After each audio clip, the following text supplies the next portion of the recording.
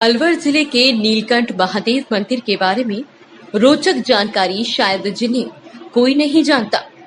आप सभी जानते हैं कि जब देवताओं और असुरों ने सागर मंथन किया तो अमृत और अन्य कई अमूल्य वस्तुओं के साथ सागर में से विष भी निकला।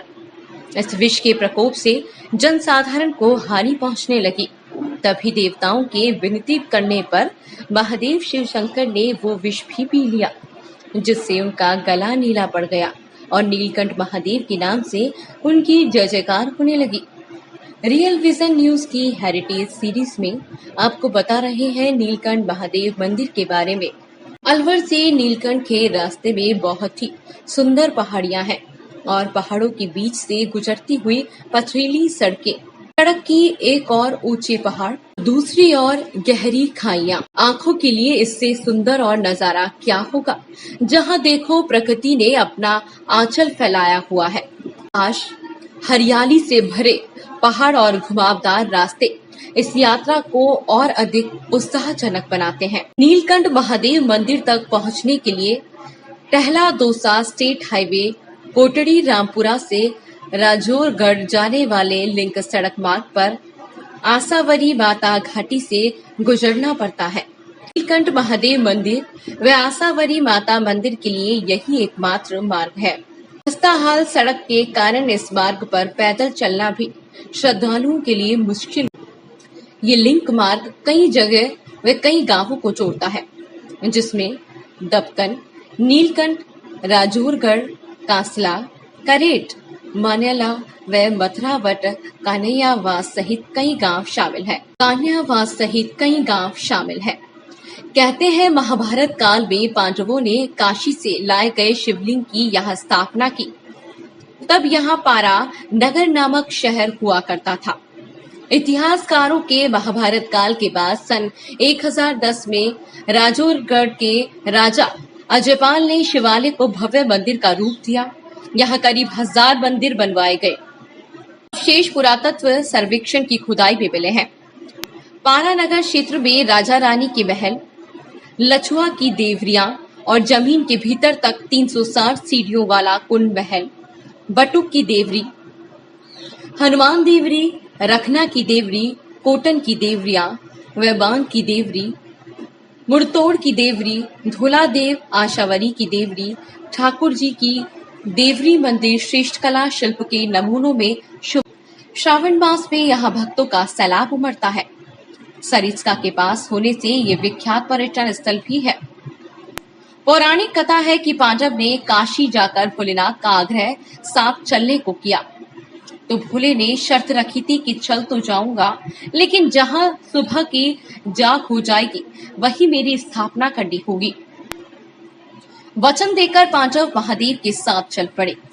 वह बैराठ में बाणगंगा नदी के तट पर शिवलिंग स्थापित करना चाहते थे, लेकिन मार्ग में पड़े पारा नगर जाग हो गई।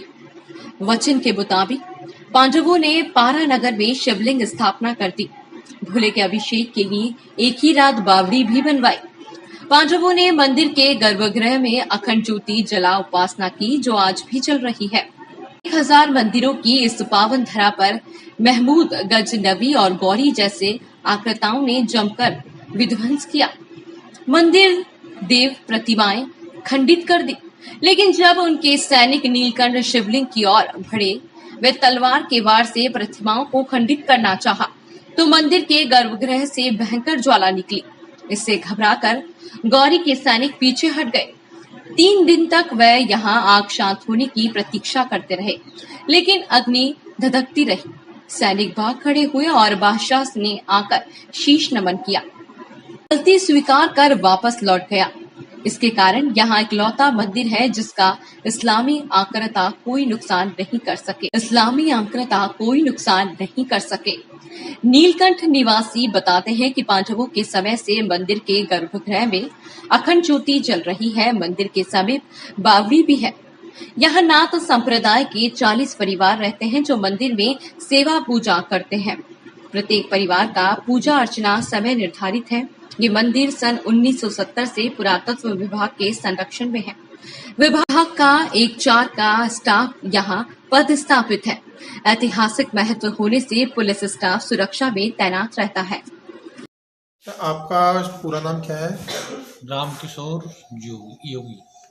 रामकिशोर योगी जी, ये जो पहाड़ी के ऊपर जो हम जहाँ पे बैठे हुए हैं, उस गांव का पूरा नाम क्या है?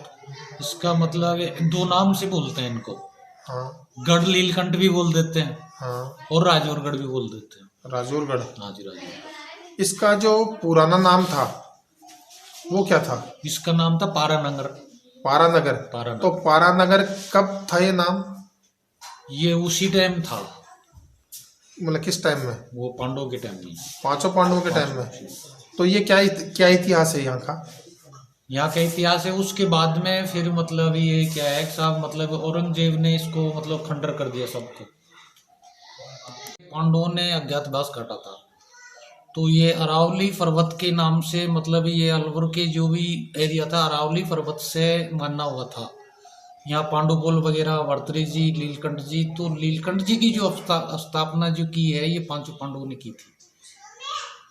उसके बाद में फिर मतलब ये उस टाइम नाम था इसका पारानगर निकला था वो। उसके बाद में फिर पता नहीं मतलब यहाँ और दूसरे का भी फिर राजौरगढ़ का नाम निकला था। यहाँ से कहानी भी कही है कि यहाँ से उजड़ होकर एक भानगढ़ बसा था, भानगढ़ से आमेर बसा है। इस तरह की मतलब बुजुर्गों ने कहानी भी एक बताते हैं, कहावत भी चल रही है हमारे। तो यह उसी टाइम का जो है ये गांव बसा हुआ है। और ये जो मूर्ति है लीला पत्थर की है, बड़ी चमत्कारी है। और मतलब अंधे को हाथ भी मिलते हैं, कैंसर भी मिटे हैं यहाँ पर, कितने पागल भी ठीक हुए हैं। और मतलब हमेशा ही उद्रा विषय 2 महीने तो सावन और भादवा तो हमेशा उद्रा विषय चलते रहता है। और जहाँ या कोई आस्था लेकर के आता है उसका सारे संकट दूर हो जाता है। आज ये जो है राजौरगढ़ के नाम से लीलकंठ जी फेमस सारी दुनिया में। और यहाँ पे कितने मंदिर है? यहाँ 360 मंदिर हैं, जिनके हर मंदिर के पास बावड़ी है और एक कुआं है। तो यहाँ पे इतने मंदिर तो दिखते नहीं है, वो गए कहाँ पर? नहीं, सारे मौजूद हैं सब। नहीं, जैसे वो मंदिरों का उजाड़ होने का कारण क्या रहा है? वो टीले हैं, जैसे खंडरों के जो टीला है ना, हाँ, वहाँ मतलब ये पुरातत्व डिपार्ट है जो उसका मलबा उठा करके वहाँ से वो मूर्ति जो नीचे पड़ी हुई टूटी गिरी बहुत सी सारी भी निकलती हैं, उनको ला करके यहाँ लीलकंठ जी में यहाँ रखते हैं।